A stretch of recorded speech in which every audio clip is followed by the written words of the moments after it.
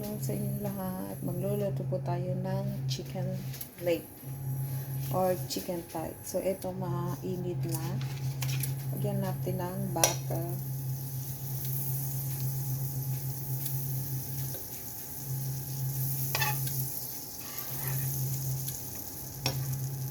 Yan po ang ating butter.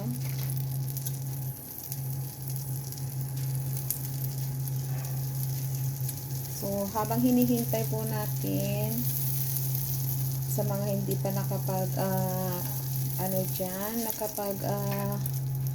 tusok,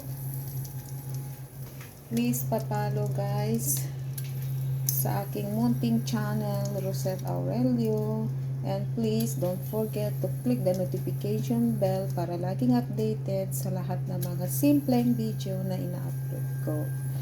So, ayan guys, dahil mahinit na siya, ilagay natin. Ito pala is, binabad ko pala sa, yung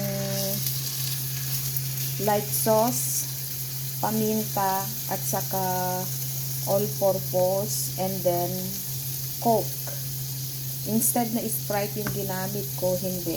Coke yung ginamit ko. Para maiba naman tayo ngayon. May 6 na piraso. Ay, mali. 5 lang pala to. Bakit 5? Kala ko 6 to. So, anyway. Yan. Yung malalaking type ito, guys. Yung binili ko lang kanina. Iluluto muna natin siya sa butter.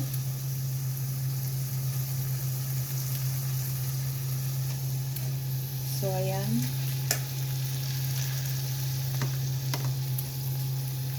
So, yung init niya lang is nasa medium height lang siya, guys. Number 2. Yan po na ang acting type.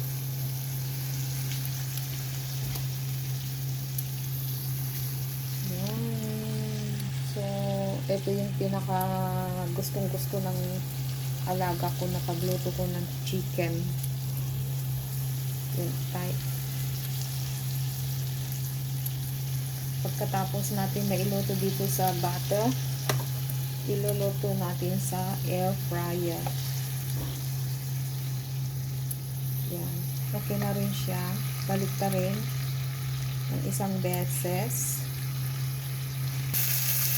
So, ayan guys, na unti-untiin natin na ibaliktad. Wala kasi akong gamit na stand phone, kaya ayan, malikot ang ating kamay. Yan guys, nabaliktad na natin ang 5 piraso ng chicken thigh.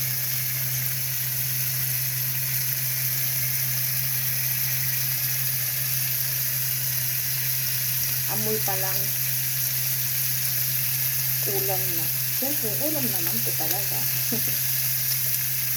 Kasaway. Yan. Sarap guys. Makababad sa na i-marinate sa Coke. Kasi dati gamit ko Sprite yung ginagamit kong pambabad. So, ito naman, gamit na naman tayo ng Coke. So, ayan guys, para sa akin, okay na yung texture ng ating chicken thigh. So, meron tayo ditong sesame oil. Patakan lang natin para mamaya pag iluluto natin sa air fryer, hindi didikit yung manok. O kaya yung skin ng chicken natin. Yan. Kunti lang.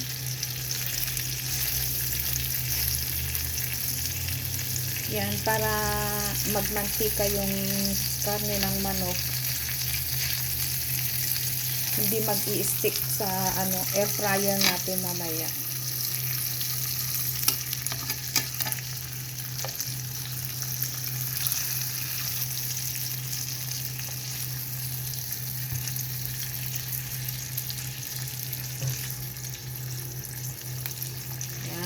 So, okay na guys. Okay na yung ating chicken thigh. So, the next is, nakakahilo ba talaga? It's okay. Tusukin lang natin ng tinidor. Kung ano mang meron kayo guys, tinidor o kaya chopstick. Pero sa akin yung tinidor na lang ang gamitin ko. Tusukin lang natin para lalabas dito ng kanyang mantika o kaya yung katas. So, ayan.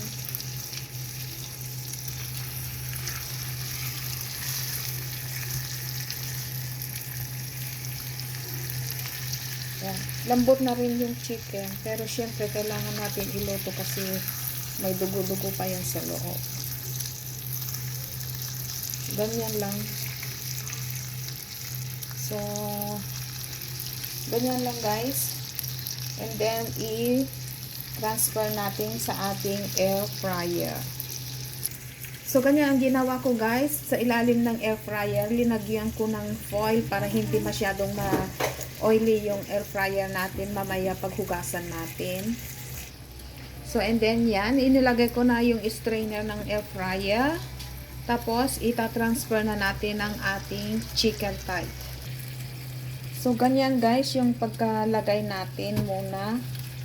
Ganyan, nakalapag muna siya. Para yung skin ng ating chicken is hindi muna masyadong didikit sa strainer ng air fryer. 4 lang ang kaya niyang maluto. Try natin kung kaya niya yung 4. So, okay na guys, 4 lang. Mamaya muna, naiwan muna yung mag-iisang hita ng ating manok. So, ayan muna yung ating unang lulutuin sa air fryer. So, ayan guys, na makita nyo, na pinainit ko siya ng 3 minutes kanina. So, make it higher more the volume para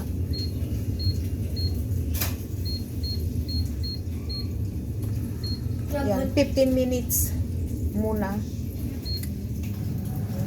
Ayan guys, pagkatapos ng 15 minutes, i-update ko kayo. So, ayan guys, ang itsura na ng ating chicken thigh mayroon pang 7 minutes guys. So, baliktarin lang muna natin para sa kabila naman is maluto rin. So, ayan. Another 7 minutes more. Dahil kanina nabaliktad na natin ang ating manok. Yan na. Yan. Continue for 7 minutes again. So, okay guys. Ito habang hinihintay natin ang ating chicken na maluto o manok na maluto. So, yung pinaglutuan lang natin, ilalagay natin yung pinagmarinatan lang natin. Yan. Tapos, hayaan muna natin siyang kumulo.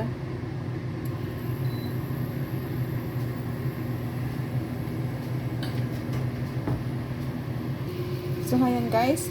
Pwede na natin idagdag yung ating cornstarch na tinunaw. Yan. Then, kunting halo-halo lang para lalapot siya. So, ayan guys, malapot na ang ating sauce, nagawang sauce. Yan. So, pwede na ito, pwede na natin i-off yung power. Yan. So, ayan guys, naluto na ang ating chicken thigh. So, I have cucumber here. Ilalagay lang natin dito para pantanggal umay ng ating cucumber sa chicken. So, ganyan lang siya. So, ito yung dinner. Ay, nahulog. Ay, nahulog pa rin.